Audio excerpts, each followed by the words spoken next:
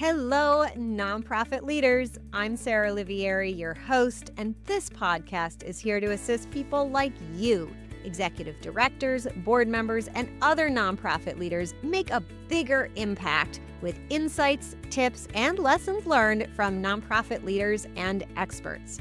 Having been an executive director, a board member, and now a consultant and coach, I truly understand the challenges you face. And that's why I'm here. I'm all about working smarter, not harder, so you can make a bigger impact without the burnout. And so is our sponsor, DonorBox. DonorBox isn't just a suite of helpful fundraising tools, it's a partner that helps you raise more money and supports you in retaining your donors. I love their forward-thinking approach. Visit donorbox.org to learn more. And don't forget to sign up for the Inspired Nonprofit Leadership newsletter, where you'll get bite-sized, actionable tips just for nonprofit leaders like you, delivered weekly to your inbox. Sign up at inspirednonprofitleadership.com/sign up. Okay, let's dive into today's episode. Today, we're talking about marketing.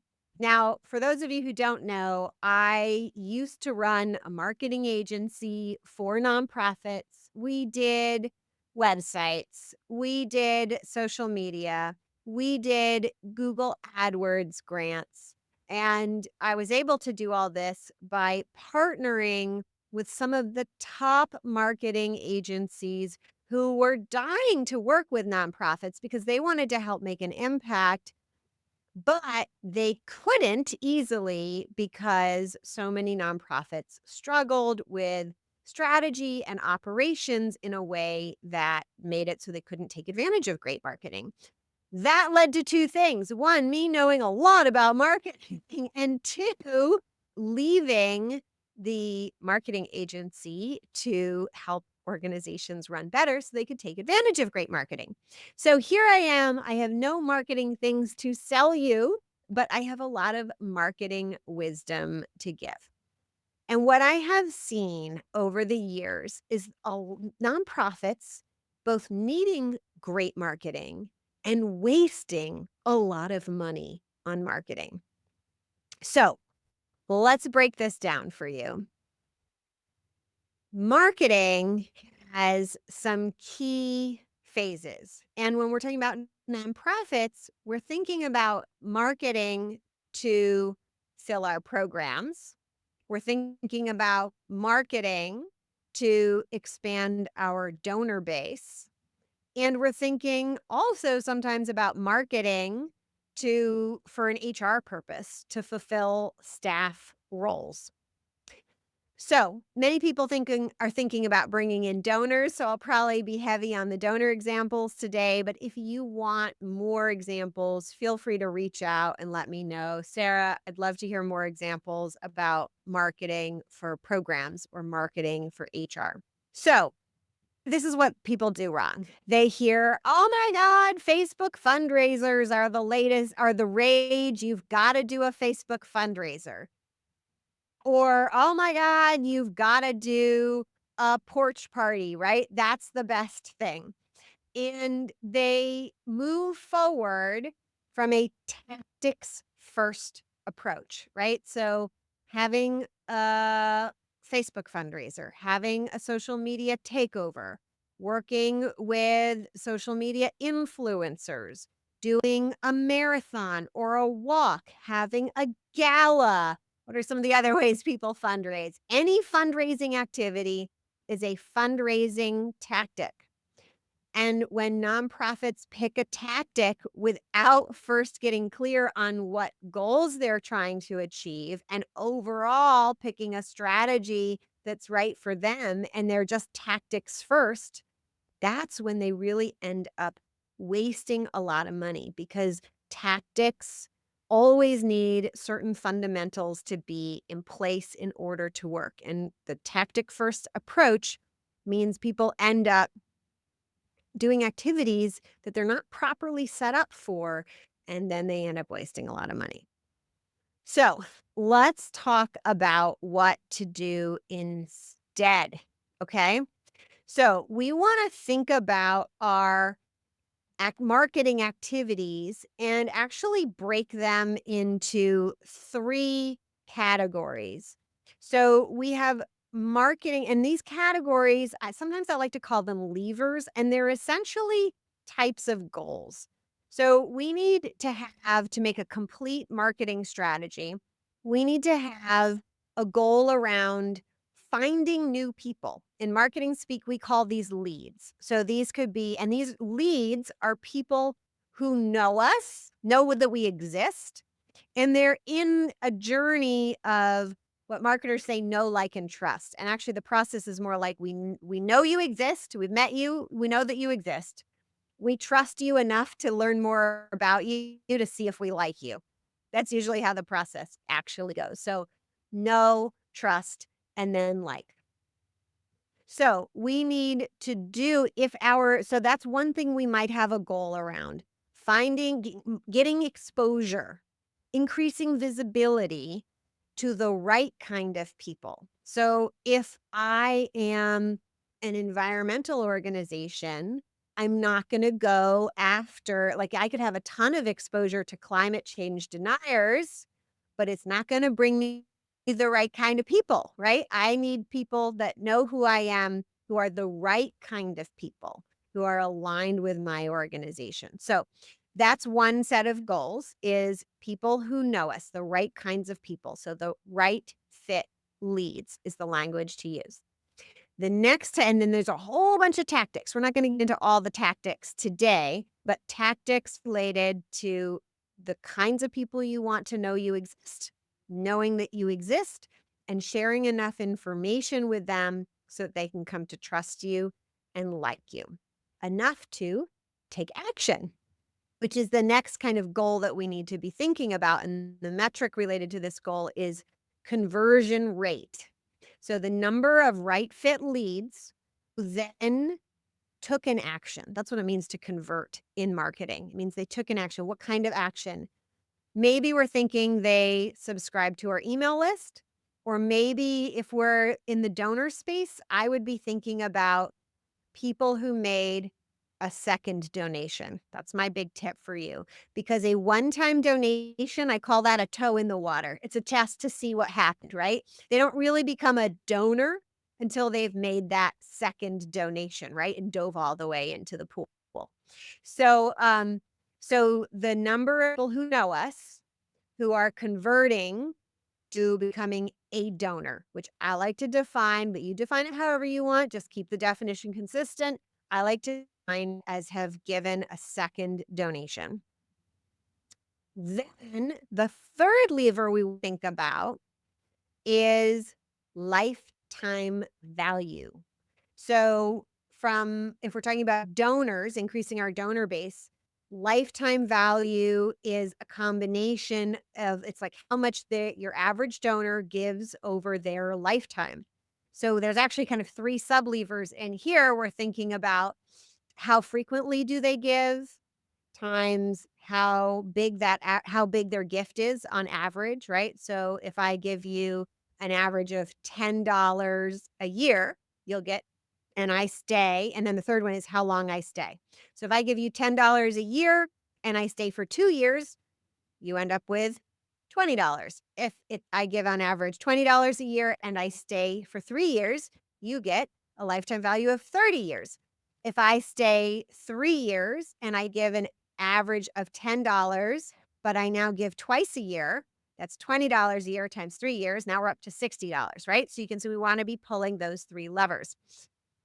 Those are very different activities that we're going to do to increase a donor's lifetime value than the types of activities we're going to do to get new leads, qualified leads, people who are the kinds of people who become donors to come to our organization.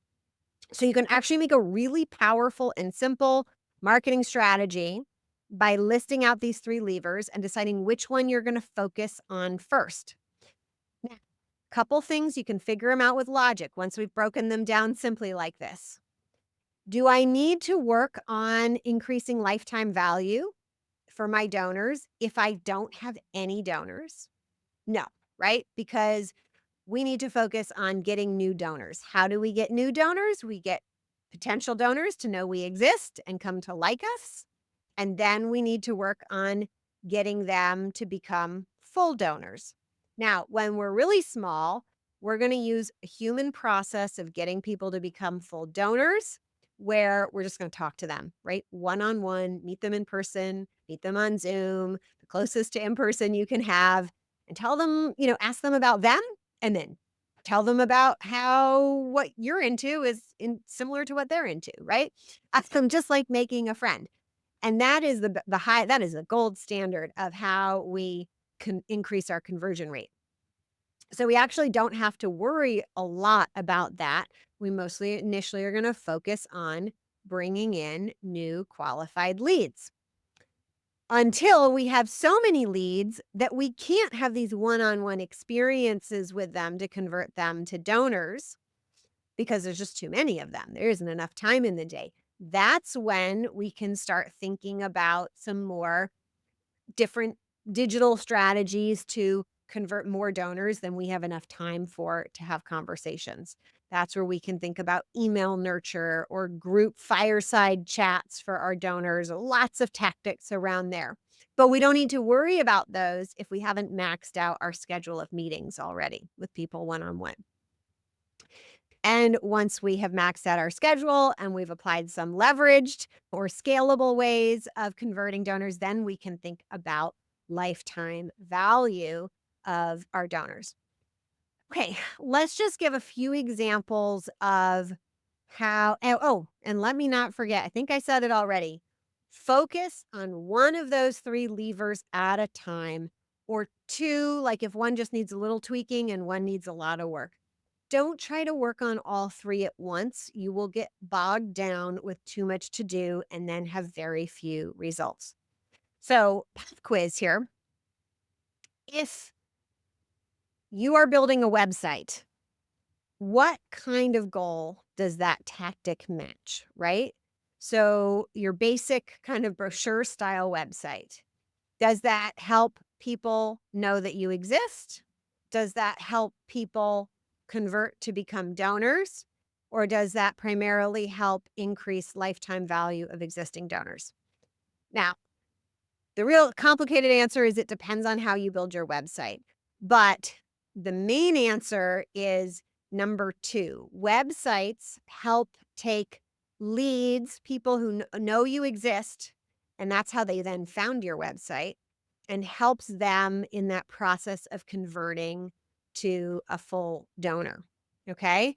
A website alone is not going to increase awareness about your organization. That's where, though, maybe if you had a blog on your website with really good SEO or social media, those are things that increase awareness. So the website is specifically so when I hear nonprofits saying, I'm just getting started and first thing I'm going to do is build a website, that's actually not the thing that you need to focus on much. You can have a very basic website. I used to build those for people. I just call it a vanilla website. We basically this white background, black text, and we focused on some key messaging. And that was it. In a very low cost way to get what you need in place to bring those donors along, most of whom you're going to try to have a call with. Okay, let's just give a quick example here from a programmatic perspective. So we need to find the three levers are right fit leads. So in this case, we're talking about the kinds of people who need your services and the type of person who needs your services who's going to be a best fit for your organization, right? So who's going to kind of be in alignment with the way you work. Then we have converting those right fit leads to clients, right? So that's do they engage, enroll in one of your services, right? Or whatever that looks like for services. And then we're looking at lifetime value. So in this case, it's a little harder to measure, but this is where impact measurement really comes into play. What benefits are they getting from your services? Do you need to modify your services so they get more benefit? Do you need to make it easier for them to engage in multiple of your services? So I had a client who was a large mental health organization and, maybe a client would come in with their day shelter services for homeless people, but they also offered addiction rehabilitation services and therapeutic services and the care coordination services. So they needed to build pathways so that one person who came in at any one service learned about their other services and engaged in those other services, because essentially the more services with them a person engaged in, the better the outcomes for them. So that lifetime value is a combination of engaging with your services to the completeness that they get the most benefit, or potentially modifying your services to increase your client's lifetime value.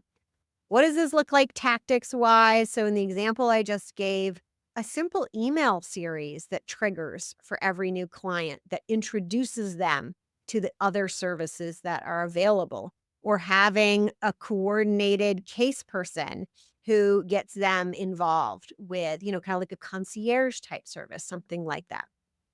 All right. So, just wrapping up this concept, right? How do we not waste money in marketing?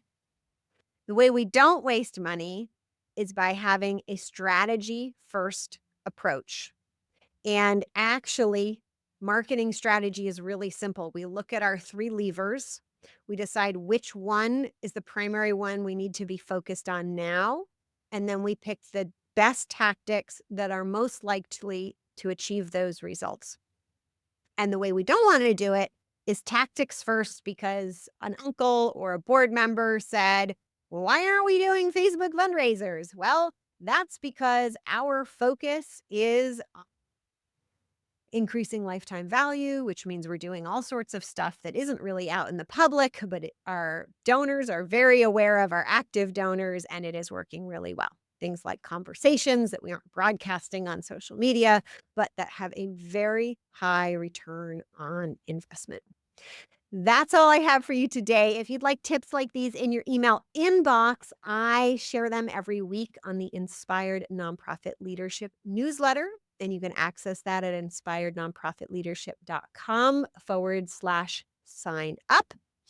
If you, even though I don't do marketing for people anymore, but if you would like to talk to me about developing a marketing strategy and finding the right tactics so that you can hire the right people to execute those tactics for you, I would be happy to talk to you about that. Just complete an application at pivotground.com/application. It's just a few short questions to tell me a little bit about what's going on for you as an organization, and then you'll be able to schedule a call with me, and I'll see if I can help you in some way or refer you on to someone who can. Until next time, it is such a pleasure to be here with you. Please do share these tips with someone who you think would benefit from them, and I will see you soon. You've been listening to Inspired Nonprofit Leadership. Thanks so much for tuning in. Be sure to subscribe so you don't miss a single episode or the bonus episodes. And while you're at it, please leave a rating and review, and be sure to share with your friends and colleagues. Tune in every week for more useful insights and wisdom on nonprofit leadership. Thanks so much for all you do for the communities you serve. Until next time, all the best.